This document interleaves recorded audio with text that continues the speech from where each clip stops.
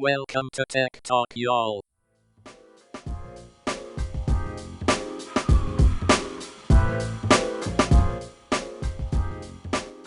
Hi, and welcome to Tech Talk, y'all, episode 335. I'm Adam Walker. Hey, I'm Mickey Mellon. Glad to be back. Yeah, filling in. I think this is the last time you'll fill in. Sanjay's going to be back on the show, I believe, next week, and we're going to give him a really hard time about it. So, hey, yeah, you should. Yeah, I mean, everybody needs a break. I get it. I'm a lot. So, but. Indeed. Yeah. As long as we talk about Sanjay a lot on here, we'll be good. So, yeah, that's it. That's the trick. Well, listen, we have a lot. I mean, we have a lot to get through, but a lot of really good articles. So let's just dive right in. What do you have for us first, Mickey? So the first one is a revolutionary new Google feature hidden under the More tab that shows links to web pages. So it's amazing. Who would have thought such a feature? But it's a real story. It's a real thing because Google has so much AI stuff now in there. You can actually now go to filter, or you'll be able to go filter just to show links to web pages in the Google results instead of all the other stuff. So it's kind of like right now you can go to under tools and see verbatim, which means like actually show me the keywords I searched for, not all the other stuff you thought I might have wanted instead. So it's like they're hiding just basic features further and further away. So that's hilarious. And more on the Google AI search here in a minute. But I think it is funny that like it's coming full circle now. Yeah. It's like now you have to like click deep into it just to get to the basic results that you originally wanted. You were so used to, yeah. All right. Next up, Microsoft announces new PCs with AI chips from Qualcomm. So I guess, they're going to, it's like more of a Copilot integration. They're going to go super deep into AI integrated everything. It's going to take over the entire world in our lives, right? Yeah, basically. Yeah, I was excited when I first saw this because I didn't realize it was new PCs. I'm a Windows guy, and I'm like, okay, Copilot uses ChatGPT, and like, okay, if they integrate more of that could be cool. Like, oh no, it's not integrating to Windows per se. It's integrating to these new PCs with these specific chips, which I guess is kind of how they have to do it for some of the on-device stuff, which Sanjay would be happy about, I guess, not sending as much off to the cloud. But yeah, it doesn't really do much for me because I'm not buying a new PC anytime soon, and I wouldn't buy one just for that, I don't think. So at least not at this point. But good for them, I guess. We'll see where things go. Yeah, fair enough. But, yeah. Next up, Android will be able to detect if your phone has been snatched. So this was super interesting because I figured, okay, it's some like enhancement to the lost my phone feature or whatever. No. From the article, it says, theft detection lock works by recognizing the unusual motions that would indicate someone has yanked your phone out of your hand or a table in front of you. I'd be very curious if they could make that work. I mean, not only that, but how do they accommodate for children? Right. Because like how like small children, like grabby small children, but one thing I did think that was interesting is I read the article is that they do have a feature where you can go to a website and enter in like a specific URL and enter in a specific code to let it know that your phone has been lost, and then it will lock your phone down. So I thought that was pretty cool and a little bit unusual. But I think that seems really smart to me to be able to at least do that. Yeah, and they've always had some pretty cool stuff for that. Like for years now, you can just go to Google and type in "Find My Device," and it'll find your phone and stuff, and you can ping it and make it say noise or find GPS, like all the similar stuff to Apple, but on any place you're logged into Google, which is kind of neat. And so they're just taking that further. But I'm curious about the detecting a snatch of your phone. Like I'm not convinced. I think it's going to be like the Apple Watches that can call 911. Yeah, and they call 911 to everyone at Disneyland when they're on a roller coaster. So I think there seems like there's some secondary consequences that might come from this particular feature. So I think so. Well, we'll see. All right. Next up, Utah locals are getting cheap 10 gigabits per second? It is. Gigabits per second. Yeah, I got it right. Yeah, I know what I'm talking about. Thank you. Cheap 10 gigabits per second fiber thanks to local governments. So basically, they essentially reduced the monopolistic sort of control of internet provider companies, much to their chagrin. And it worked out that local residents ended up getting much cheaper and much faster internet connectivity because of that. I think it was like $45 a month sometimes for the gigabit, and then like $150 for 10 gig, which is crazy and awesome. And you said it right though; it's just small pockets of the U.S. that do this because the big companies, the companies we all use probably for our internet, fight so hard with lawsuits and stuff to stop people from having choice, and they have so much pull and money and power that they're largely able to do it. But this community in Utah had enough people willing to fight. They pulled it off. And any community that's willing to fight can do it. It's just most people just don't care enough. Like, Comcast is cheap enough, whatever. You need more people to fight. So That's right. Congrats to them for pulling that off. Now they have amazing, fast, cheap internet. So it's good. I love it. Maybe it can come to more places. Yeah. Scarlett Johansson says she is shocked and angered over the new ChatGPT voice. And then followed up the day later from OpenAI saying OpenAI didn't copy Scarlett Johansson's voice for ChatGPT records show. So this is a whole weird thing because I've been playing with this a lot. You've seen some of the stuff I've talked to with it, and it's fantastic. I mean, it's really cool what they're doing, but it seems so. Yeah, I'm curious your thought here. Yeah, several things here. Number one, OpenAI actively reached out to Scarlett Johansson to ask her to be one of the voices. Mm-hmm. She turned them down. Repeatedly. Then, according to that second article that we put out, OpenAI has records where they actively recruited voice talent, and they did not specifically specify that it had to be Scarlett Johansson type, though that doesn't prohibit them from actively looking for it and just not having specified it, right? So records show whatever you want records to show. There's that. Then there's the whole, like, when it got released, Sam's whatever CEO guys, Sam Altman. Yeah. Thank you. Sam Altman's tweet went out, and the tweet was just her. And of course, her is I think the film that Scarlett Johansson was in 2013, where she was an AI voice. Right. That was a bad tweet. And that was his only tweet. Like, there's a one-word tweet, her. And then they magically have a voice that does sound shockingly like Scarlett Johansson. So, I mean, there's definitely bad acting on the part of OpenAI there. Yeah. There has to be. And of course, then, Scarlett Johansson because, like, look, what I love about her is she doesn't put up with any, like, she is going to sue the crap out of you if she has a right to do it. And I love that. And so she basically said she's going to sue him. And they, of course, took the voice down. So, I think this is a bad on the part of OpenAI all around. Because they'd asked her again like 2 days before they released it, and she said no again. Like, I can't imagine they would have been able to redo things that quickly. But I've also seen things where people have compared it to Rashida Jones, saying it sounds just like her too. Like, it's not an uncommon voice. No. I mean, there's only something you have, but it certainly looks bad. But I think it would have been fine if Sam Altman would have not originally asked Scarlett Johansson, turned her down, asked her again, turned her down, tweeted her. Like, if all that hadn't been true, it would have been totally fine. But that wasn't true. Yeah, them denying it reminds me of that Vanilla Ice clip we've all seen where he says, I didn't steal that thing. Mine goes dun dun dun dun dun dun. And the original was dun dun dun dun dun dun. Like, he makes like one little thing tiny bit different. Like, see, I didn't steal it at all. It's completely original. Like, that's kind of what they're doing here. Like, it's not Scarlett Johansson. She sounds like this, and our AI sounds like this. They sound identical to you and me, but they're insisting they're different. But yeah. I love that. All right. Next up, these two go together. So I'm gonna introduce these next two together. So one's an older article, OpenAI's moonshot solving the AI alignment problem, which I have a lot of things to say about. And next, quote, I lost trust why the OpenAI team in charge of safeguarding humanity imploded. And so what you need to know is there were two key people that were on the team for AI alignment. Now, AI alignment is this concept of aligning AI's trajectory and wants and needs and thinking along with humanity's, okay? And the two key people that were leading this team basically said, I lost trust specifically in the company and Sam Altman in particular, that the company is focusing on new and shiny things more than on AI safety. And they've now left presumably in protest against this. Now, here's the thing. The concept of alignment, okay?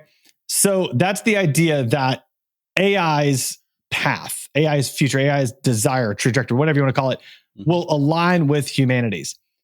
I don't see how that's even possible, because think about it for a minute. So how often do humans align? How often, you've got a business partner. How often are you perfectly 100% aligned with your business partner? Like, that's a real question. How often? Like, well, perfectly. In our case, quite a lot. Yeah, but not perfectly, right? Not perfectly, maybe 98% aligned, right? Go, or even with your spouse. How often are you perfectly aligned with your spouse? Like probably less than 98%. Yeah. So you're saying that we're going to perfectly align the trajectory of a super intelligence that we're creating with the trajectory of humanity. If they're off by 0.1%, that's going to be enough for an extinction level event, I think. Like that's what I'm saying. Like there could, think about all of the different sci-fis out there that are like, okay, well, we're going to make sure we're going to create AI that has humans' best interest in mind. And they end up killing the humans because they find some logical workaround where killing the humans is the most humane thing to do. Yeah, if they say there's not enough food in the world, they say, well, the solution is to kill a bunch of humans. Then therefore, there's enough food for the rest. So, exactly. Yeah. Right. So I think like this idea of AI alignment is just kind of a false,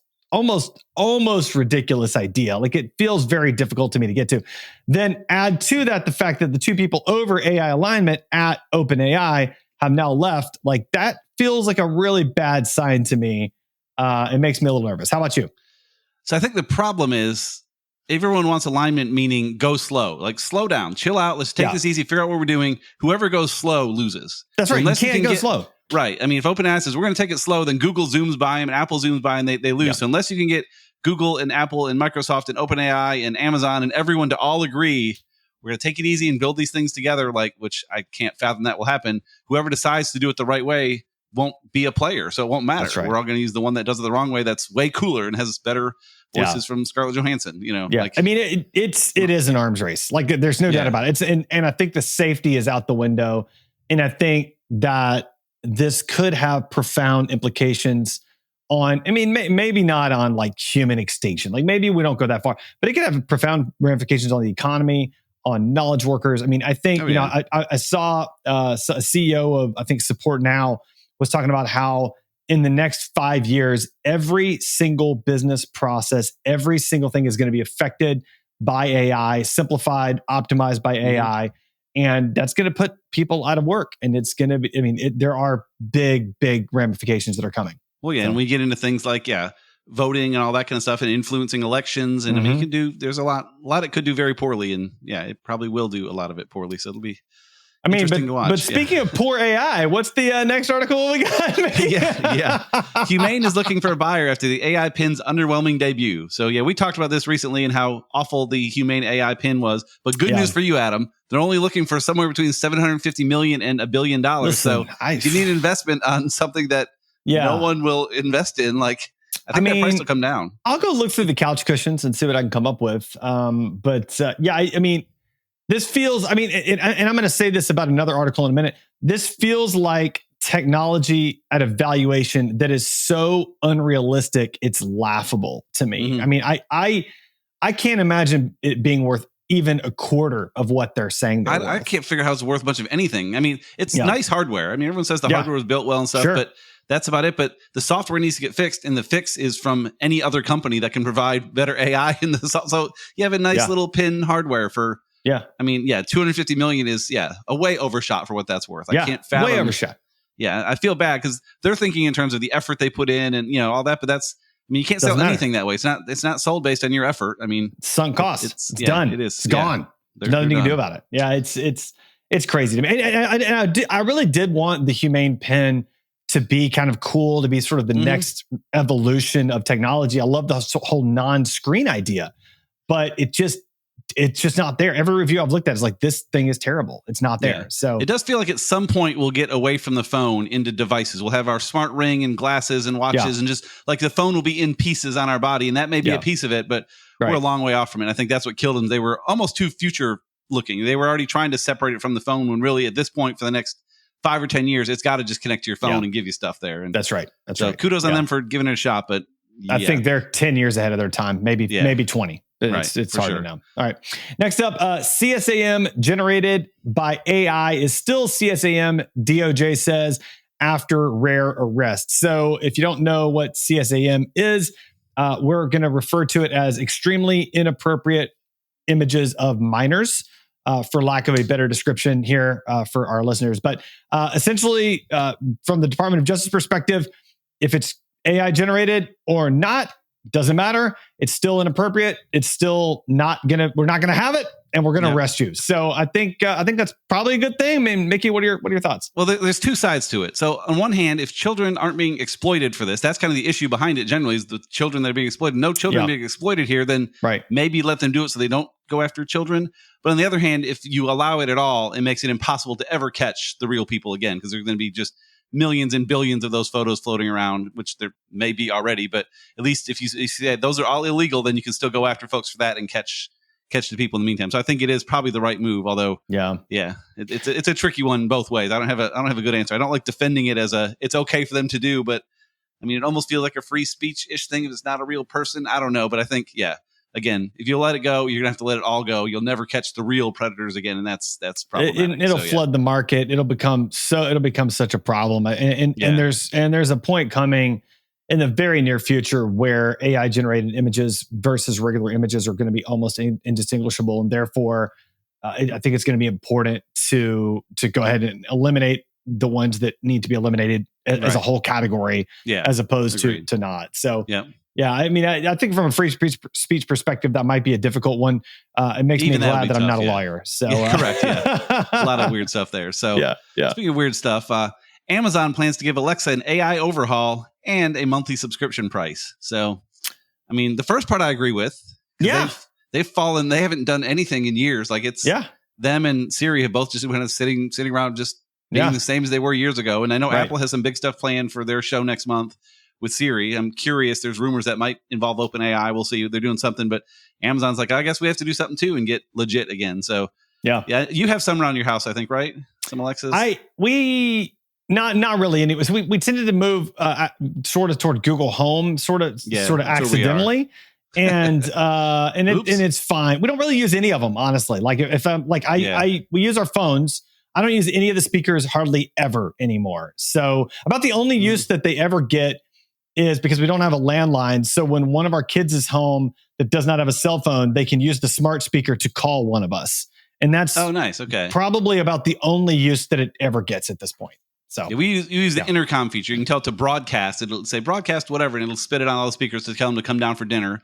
During dinner, if there's a question like, how tall is LeBron James? We'll ask it some stupid stuff like that. And then I control some lights with it. When I walk in my office, I tell it to turn on my lights, turn them off. But that's about it. It could be a lot lamer and still do. How often do you want to know LeBron James's height at dinner? Like that's a really odd. It was interesting.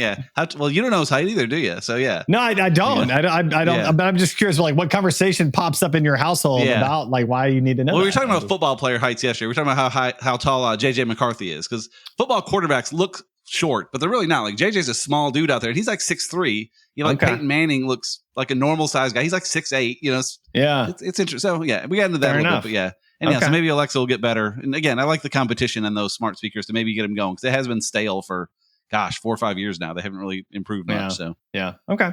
Well, next up in this segment anyway, Google says the wild mistakes in AI overviews are, quote, just isolated examples. And so people are popping up on the internet with like a lot of examples of Google's AI saying things that are not correct. Like for example, if you want the cheese to stay on your pizza, you need to add glue as an ingredient so that the cheese stays. That's a good example. Probably not a great thing to do.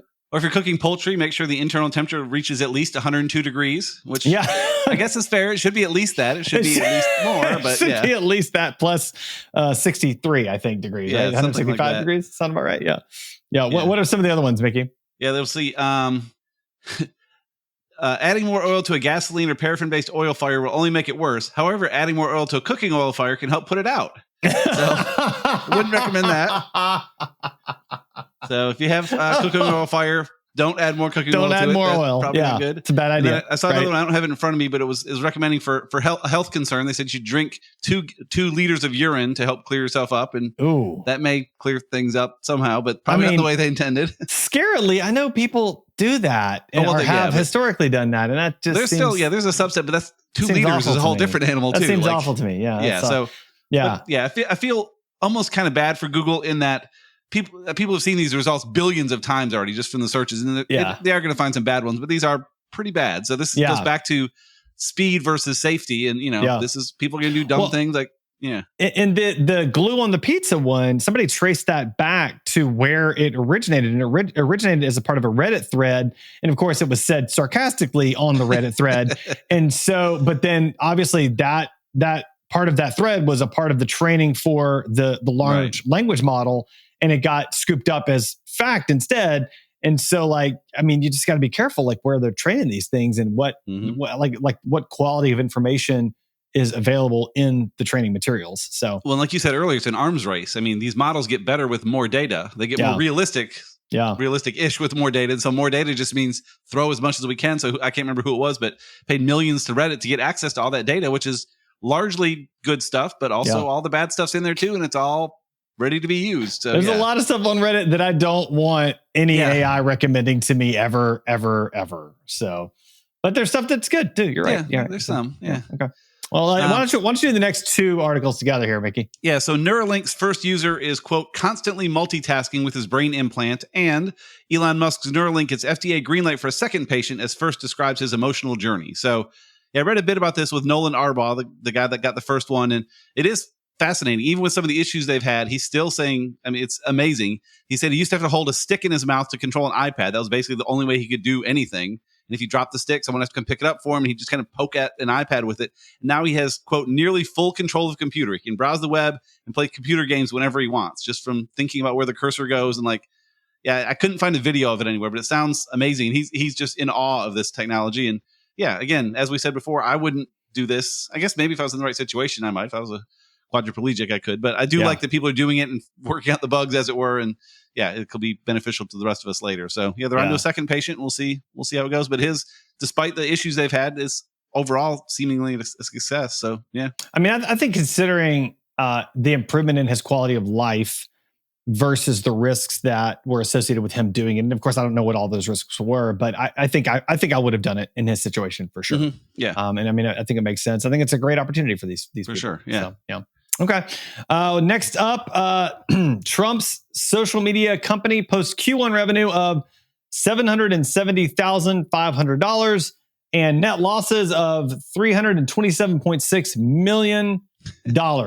So, and apparently he owns like 62% of the company, and that percentage is on paper apparently worth like $5.5 billion. Yeah, and again, like this goes back to why? Like that valuation makes absolutely no sense. There's no one on earth that would pay Donald Trump $5.5 million for his stake in Truth Social. That billion. Makes billion dollars. I don't think they pay him $5.5 million. No, they shouldn't. It makes no sense. The math isn't there. It just inflated nonsense. I don't understand it. The math on this is amazing, because usually you hear of companies that lose millions. Like Peacock lost $825 million in Q4, but had revenues of like $900 million. So usually it's millions and millions. Like these guys lost $327 million on revenue of $770,000. So less than $1 million in revenue to lose 320. Like it's a whole crazy thing. And I also okay, so this is probably a dumb question.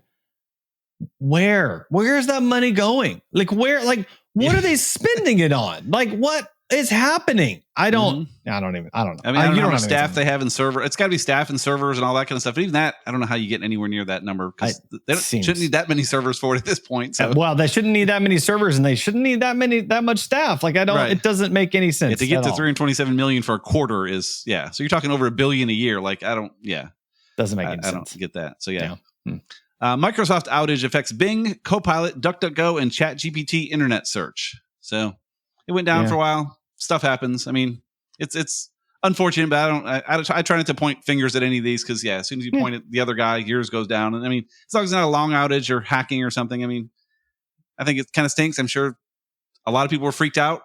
Speaking of those people running servers, it was a bad day for a lot of those folks. But I mean, what do you think here? My favorite thing is that I didn't notice and I don't care. Yeah, I noticed from your article, because even though I'm on Windows, I don't really use Bing or Copilot, or I use DuckDuckGo a little bit and ChatGPT some, but none of it. Yeah, I use Bing only in the context of when I ask ChatGPT to search something for me, and it uses Bing. I use Bing indirectly as far as that goes. So Bing is great for not being used by me. Bing personally. Is fine. I mean, it's as good as Google, but it's probably better than Google these days. As bad as Google's getting, but that's probably true. Yeah.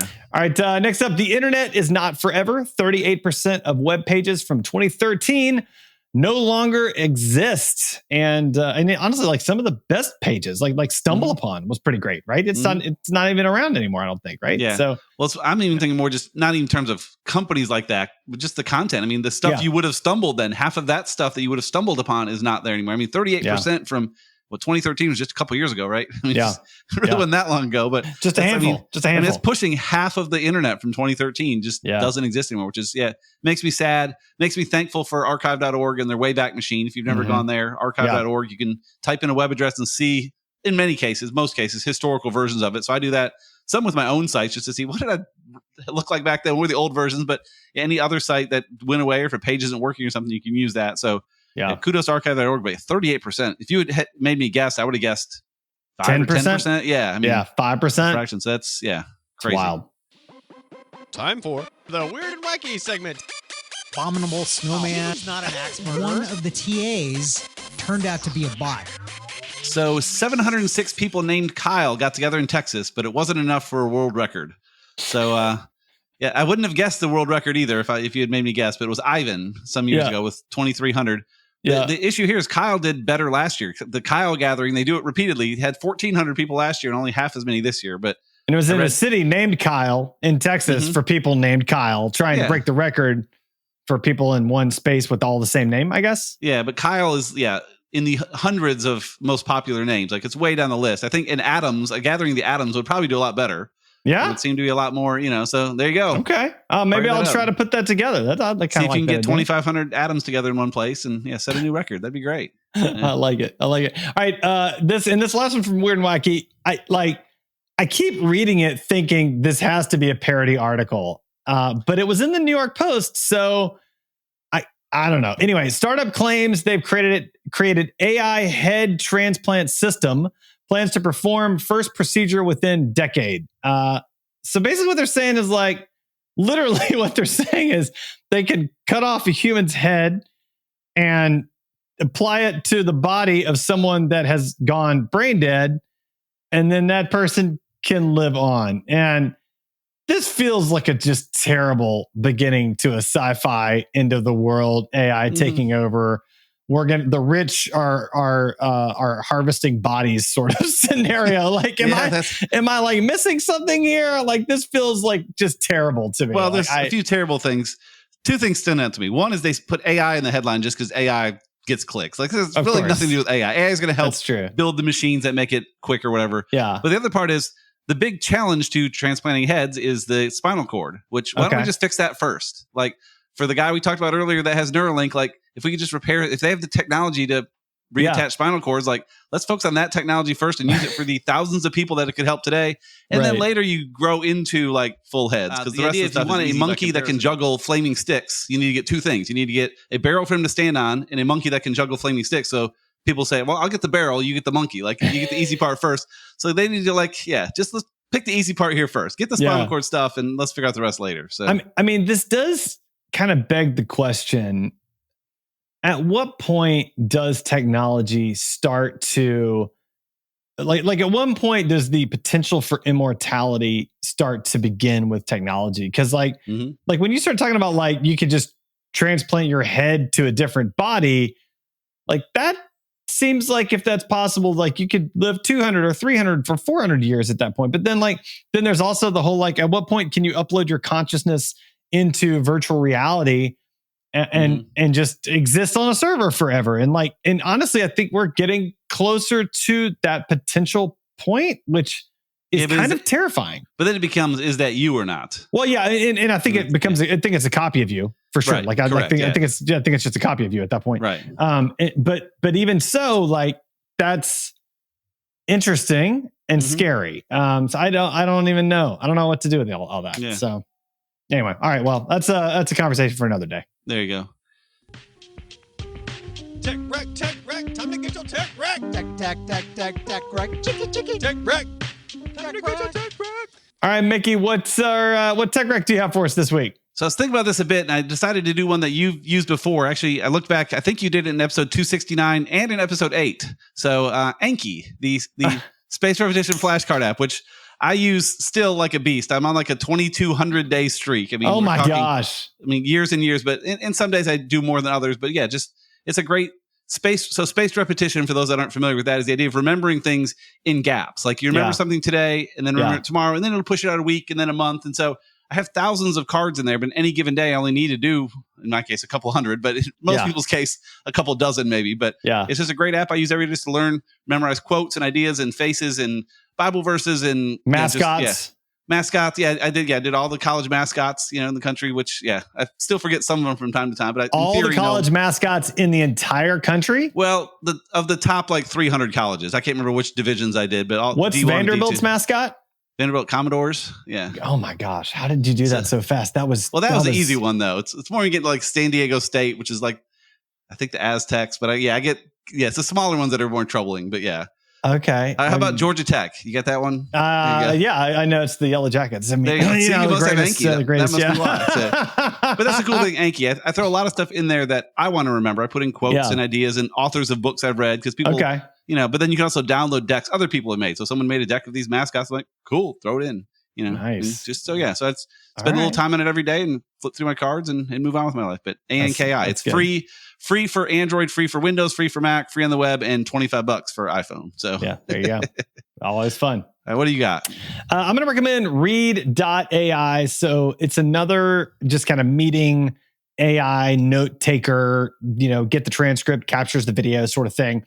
The reason I like it, so I think you recommended it to me. Yeah, we use it for all our meetings. Yeah, it's fantastic. So I've tried some other ones. What I liked about this one in particular, specifically, is that it'll tell me what percentage of time each person talked. Yeah, I like that. And you see a little chart with the dashes. And it's pretty cool. And I like to try to talk less than other people if I can. So it's a good way for me to track that. And then also like the sentiment, like how engaged people were, how disengaged people were. Like, did you use non-inclusive language? Or I get busted on that on every call basically for saying you guys. And it's like, no, you can't say that. It gets me on that. So seriously? It flags it? It flags you guys because that's not, what's interesting is I used to say that a lot. And I have intentionally shifted my language to you all instead. Right. Yeah, I should. On purpose. So it's legitimately getting me. So I'll work on that. Yeah. Yeah, interesting. So what do you like about Read.ai? Partly just because we often would forget to record meetings, so now it just shows up and records them for us, so we have it. Yeah. And then it's nice just to be able to toss to another teammate and say, hey, I had this call with so-and-so, check it out. And they can, with the Read version, at least they can kind of clip through it a little bit better. Yep. Its AI overview is not great. It kind of picks weird ideas to pull from, but it's still an idea. It'll pull some of the to-dos. It'll say, Adam said he was going to do this, Mickey was going to do that. And some of it helps, but it's still just, for me, it's an easy way to record it, easy way to find it versus finding the recording in Google Drive or wherever Zoom downloads it or whatever. It's just go to the site, there it is, share it, So nice. Okay. It's easy, it's affordable. It's good That's deal. good. That's good. All right, Mickey, how can our listeners find and connect with you? Find me at mickmel.com, MICKMEL. That's where I blog all the time and links to all my social stuff. And find me there. How about you? Find me at AdamJWalker.com. It's where I blog when I want to. And it's got links to all my socials and stuff there. There you go. Awesome.